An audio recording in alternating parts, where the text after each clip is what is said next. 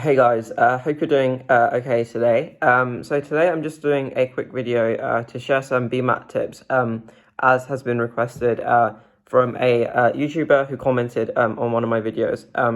So I was a bit hesitant to do this video, to be honest. Partly because my BMAT, my BMAT wasn't really actually that great. I got 4.6, 4.6 and 3A in my three sections. I applied to two BMAT unis, so Imperial and Cambridge. I got into Imperial and I also was pulled at Cambridge. So first of all, I hope that gives you some context in terms of like your BMAT doesn't necessarily have to be outstanding. Like you don't have to be, if you're not like very, very good at those type of exams, then it's not like, you know, you need like 6s and 7s to get offers, as long as other parts of your application are strong. So that's my kind of first thing is I'd say keep context. Like obviously you want to do as well as you can. Sorry, I don't know why I'm stammering a bit today. I think it's a bit early, that's why. And number two, I'd say like you obviously want to meet the cutoff scores. So like Imperial, I know have cutoff scores for interviews. So if you don't meet their minimum score for each section, I think usually the way it works is that you need an average of like, I think it was 8.6 in section 1 and 2. So you add the two scores together, they should add up to 8.6 in my year at least. And I'm guessing 3A, or sometimes, no, actually it's lower. It's usually like 2.5C for the essay. And then as long as you get that, then you'll at least be considered for interview, I think. Well, for my year anyway. So yeah, that's like the way I would approach it, is just make sure that you hit the minimum. And then beyond that, like I think a little bit of it is just down to ability. And I think another part of it, like you can prepare for. So that being said, I've kind of thought about three things I'm going to talk about. First, I'll actually talk about each section, like what I did and what worked well for me. And hopefully you guys find it useful and the video is not too long. So yeah. So the first thing is, so for section 1, it's obviously quant, you know, it's maths and quantitative reasoning.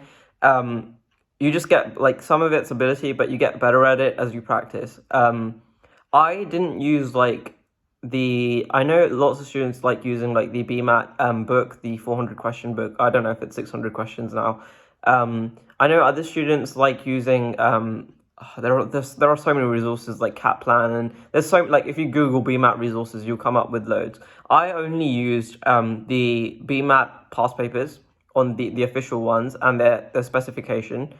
And then one of my friends from UCL basically started a small company that does tutoring for students that want to go into medicine. So they run a program which was called Online BMAT something like that. The website is medicmind.co.uk, and if you just go to their BMAT course, I think you can use it. I think it's £30 to use it for the year. Do I think you need it? No. Was it necessary for me? Probably, yeah, because I had, I think a month or 3 weeks, something like that to, you know, go. I hadn't at this point gone over chemistry, biology, maths, physics, any of that stuff for almost 6-7 years, I think, 5 years. So it'd been a while, so I needed to refresh my knowledge, and they taught the core concepts very well. So I used them, and then other than that, it was just doing BMAT past papers on their website and trying to identify like quicker ways of working out. So once you understand how to work out a question, it's just about trying to get it done in a quick enough amount of time. Sorry if that's not very useful. But yeah, like if you don't understand, then you need to spend the time to understand why the answer is the answer. Then you just have to figure out like, how can I get to that answer quick? And a lot of the rest of it for quantitative reasoning is just osmosis, in that once you do enough questions, you kind of pick up on, you know, like if there's data presented in a certain way, you kind of pick up in terms of like what you actually need to, what part of the data you need to use and extract to get your answer.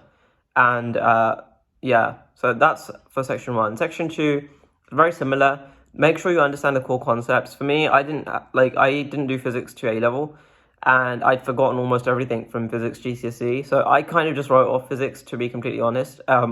I got it, like I done like a week's worth of physics revision, and I learned the basic concepts, but other than that, I focused on chemistry and biology and making sure my maths, chem and bio were good enough that they'd pull me through, which isn't necessarily a good strategy, but that's kind of the way I play to my strengths. I'd say if you have a lot of time to prepare, so a lot more than 3 weeks, let's say 2-3 months, just spend go through the specification and spend like a month learning core concepts of physics, chem, bio, maths, and then just practice and do questions. You're going to find a lot of my tips just come down to that. It's just practice and do questions. Section 3, I'd say there's only 2 really key things you need to know. So one is to plan the essay. Don't write an essay without planning it, because it's like you can write 3 or 4 really great arguments, but if your essay isn't structured properly in that there's an intro, there's arguments for and against, there's an opinion at the end maybe, and a conclusion, it's not a full answer. So you can have like the best half essay, but it won't gain you any marks. So it's better to write an average essay, but that is full and answers the question, than to not plan and try and do it that way. So if you don't plan, if you're not in the habit of planning your essays, learn how to plan your essays. It only takes 5 minutes. It's really simple. It's, look at the question, make sure you understand what the question is asking. That's really key. Don't answer another question. I'll come on to that in a little bit, but answer the question that's in front of you. Think about your intro. Think about arguments for and against. Maybe list 1 or 2. Think about what your opinion might be, and then make sure you put, summarize in a nice, simple conclusion. It shouldn't take longer than 10 minutes, but plan it. And that's coming from someone that never used to plan essays at all. So plan it. I really would suggest a plan. The next thing is the grammar.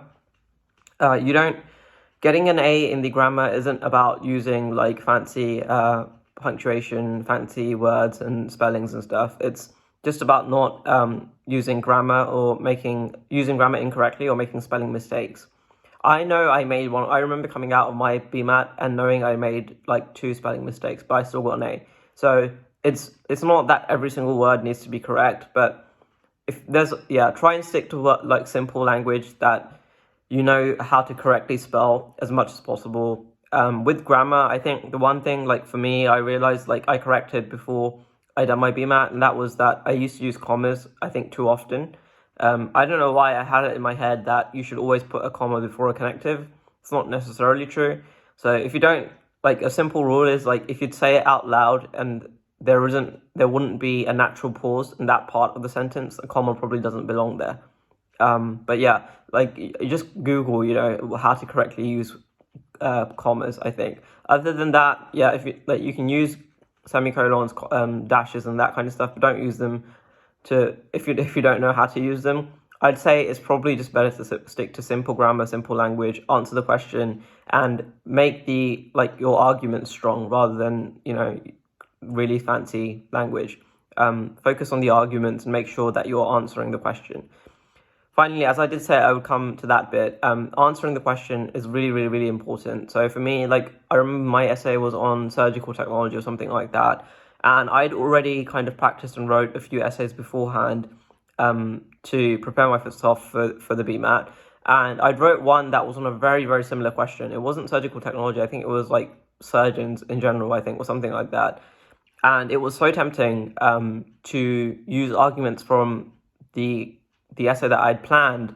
But the issue was that the question was slightly different, but it was different enough that if I'd used those arguments, I'd be answering a different question. And I ended up spending 15 to 20 minutes planning. And I think you only get 30 minutes to answer the question. And up to this point, I'd pretty much always figured out my whole plan within 10 minutes.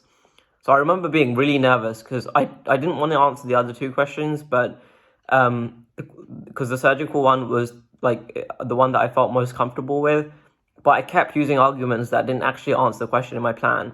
And it took me a while to kind of figure out, and I had to sort of change some arguments so they became a little bit weaker because I had sort of a fixed mindset with the other arguments. But I think it was that's a really important reason why planning is really important, and making sure that you answer the question. So more than anything, just answer the question. Look at the question, read it, make sure you understand the question, answer the question. Don't answer your own question. And if you have something like what happened to me, where there's an essay which you kind of know but you're not sure but you feel more comfortable with, if you can't figure out how to answer the question, answer a different question even if you're uncomfortable with it. But answer the right question. Answer the question. I feel I don't know if I drilled that into you, but Yeah, because I think if you answer the question properly, like you'll get a minimum of 3A, and with good grammar, which is what I got. Or I think it might even be 3.5. I'm not sure. And that's what you need. Like for most unis that have cutoff scores, like section 3 is like, as long as I think it's above 2.5C or 3C, maybe something like that, you'll be fine. So that's what I'd suggest. That's it. Now I'm thinking, is there anything else I could say? I only revised for 3 weeks, so I think if you've got more time, utilize it. Focus on your strengths. So if you're good at physics, then do that. But otherwise, make sure, like, just get your physics up to a competent level, and then focus on the questions that you know that you're most likely able to answer well and in a good amount of time. Because time is a bit of an issue. You have to practice. Like, I don't know if I've said that already, but I feel like that kind of goes without saying, is to practice and do the past papers on the website and do them in a timed manner, so you know you have the feeling, a sense of how much time you actually have to answer all the questions. That's really important. And the rest of it, I think, once you've got like your core competencies in terms of maths, chem, and bio, and you know how to structure an essay, you know how to plan an essay, and your grammar is good enough that you're most likely going to get an A, then it's all about just doing practice questions. Do them until you're sick. Once you're sick, stop, and then leave it until the exam, and hopefully it will go well. I don't think the exam is necessarily all about ability, but it does lean a little, I think, more on ability than memorizing things, which, to be honest, I prefer. I think it's a good thing, because there's not that much stuff you actually have to revise, but you do have to be thinking straight and logically, and a lot of it is about time. Like, I think I'm a little bit on the slower side. Like, I like to work through problems slowly and figure them out. If you can work through problems really, really quick and logically, then you'll have a little bit of an advantage, but you can get a little bit better at that just through practice. So even if you're a bit slow, you can practice and get better. If you're looking for tips in terms of, we're coming up to 12 minutes, so I think we'll round it off here, but if you're really looking for if you like want to smash it and get, I don't know, 6, 6s, 7s, 8s, whatever, I don't think I'm the right person to give any advice in that regard, because, like I said, my BMAT wasn't like fantastic. I think it was fairly average, maybe even slightly below, because I know other students, like a lot of students, get 5s and 6s. So yeah, maybe like YouTube someone else, I don't know. But from like, the thing I would say is that overall, you don't really need like an amazing BMAT. Sure, it will strengthen your application if you can do better, but I think even if you're really, really good, like, as long as you get the core competencies down in terms of you understand the sciences, the maths, the basic concepts that they test, and you practice and you do lots of exam questions and you try and get better in doing them in the time given, then just on the day, as long as you think straight and and the exam is okay, you'll be fine. So that's it. So sorry, this has been a slightly long video. I hope, for the person that requested it, that you do find it useful. If you have any other questions, feel free to give me a shout. I might do a video in the future with someone that actually got a really good BMAT to kind of compare and contrast to see what their advice is. But yeah, we'll call it a day. Thank you for watching. Take care. Bye.